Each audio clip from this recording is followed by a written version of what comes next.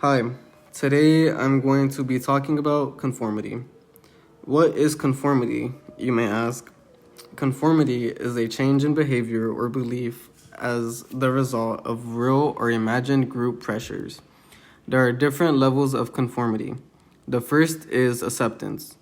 Acceptance in conformity looks like when someone goes along with a group because they truly believe the group is right. For example, imagine a drag queen meeting a new baby queen right after a performance. She tells her, "Girl, you are giving fish, fresh tilapia realness," meaning she's embodying femininity.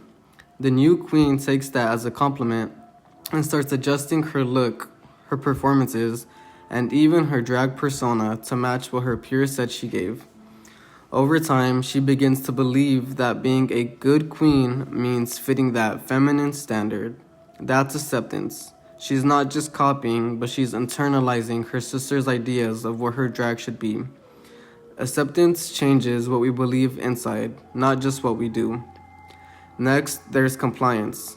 Compliance and conformity is when you go along with others on the outside but disagree on the inside. Take a teenage boy who grows up around guys who joke about women and call it normal.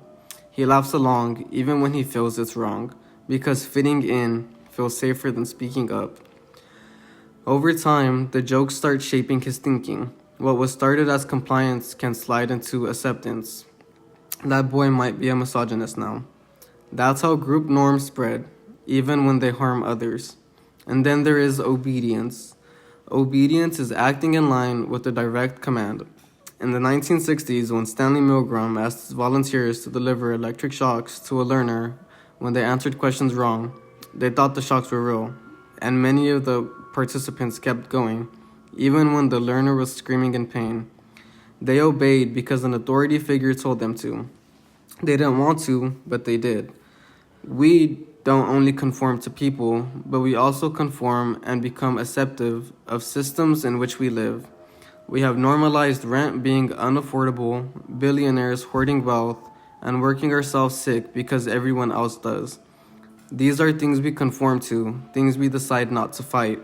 We conform to survive. This isn't obedience to one person, it's obedience to an entire structure. A hierarchy where the few benefit and the rest conform to society. How is this systematic behavior created? It starts with institutions.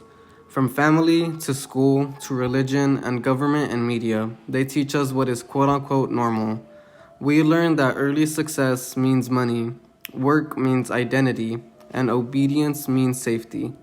Systems reward compliance and punish resistance, so we adapt. Once enough people accepted these rules, it stopped feeling like a rule and started feeling like the truth.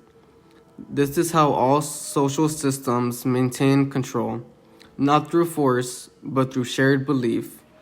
Norms only hold power when people internalize them as legitimate. When we believe a system's rules are natural, we stop seeing them as choices. Where has this behavior brought us? We have built an economy that values productivity over humanity. People work themselves sick while a few profit. We treat poverty as a personal failure instead of a systemic design. We conform to 12-hour workdays, to debt, to surveillance, because that's just how life, quote-unquote, is. Where is this leading us to? It's leading us to conformity trends toward automation of obedience. The more systems we create to guide behavior, the algorithms, workplace metrics, and government surveillance, the less we think of ourselves. Obedience becomes built in. Eventually, society functions like a machine that no one questions. This is systematic dehumanization, when advanced capitalism and technology merge to train us to see obedience as progress. Humans become data points, rewarded for compliance where the system no longer needs to command us. We command ourselves. What needs to be done? Breaking systemic obedience doesn't mean chaos. It means awareness. It means asking who benefits when we can conform. It means choosing participating instead of passive acceptance. Cooperating for collective good but refusing obedience to harmful systems. Real change happens when people stop confusing peace with silence.